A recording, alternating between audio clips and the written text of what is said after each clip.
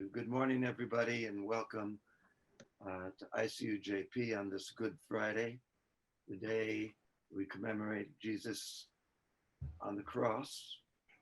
Jesus, who was betrayed by Judas, seen as a threat by the Pharisees, and falsely accused by the Romans of treason. But Peter 3:18 tells us he was put to death in the body, but made alive by the Spirit. This, as it was then, is also the time of Passover, when Jews celebrate the passing over of the 10 plagues and their release from slavery under Pharaoh. And it is springtime, when the earth is rejuvenated, flowers bloom, and hope is in the air for relief from the pandemic that has enshrouded us.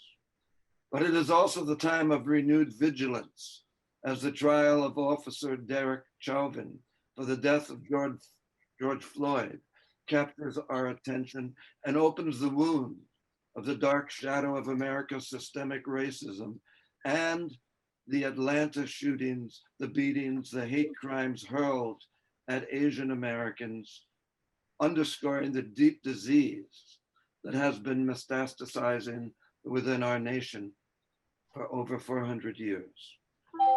During World War II, when the US government put over 120,000 Japanese Americans in isolated, deplorable detention camps throughout the US without due process of law, in direct violation of civil rights.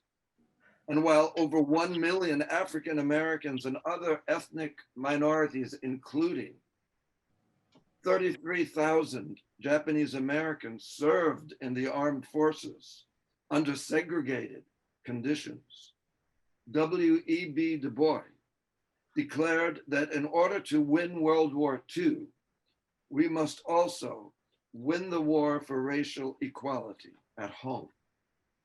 That war is still ongoing. But that war is not fought on the battlefields of bloodletting, or even in the hand-to-hand combat of the June 6th insurrection, or in the hunt to bring charges against the rabid mob crazies who stormed the Capitol.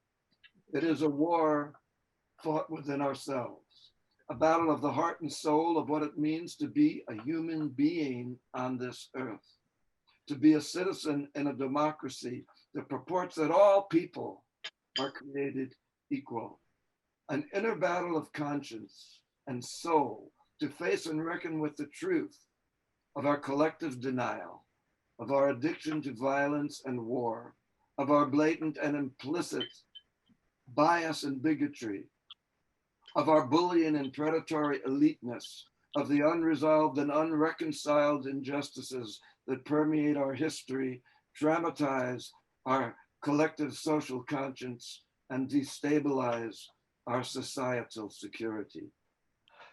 On the cross, Jesus is reported to have said, "Forgive them, they know not what they do."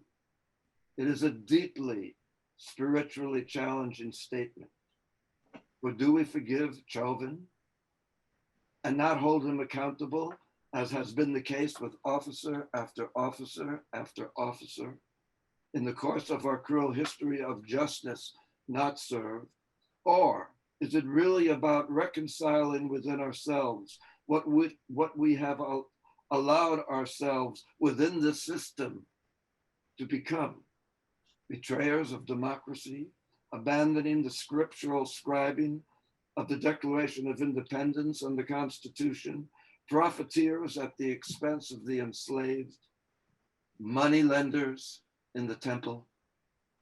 Or can we be made alive in the Spirit, by the Spirit, of compassion, of goodness, of kindness, of respecting the dignity and rights of all people, living in nonviolence and love, coming to the table and sharing the bread and wine of the beloved community?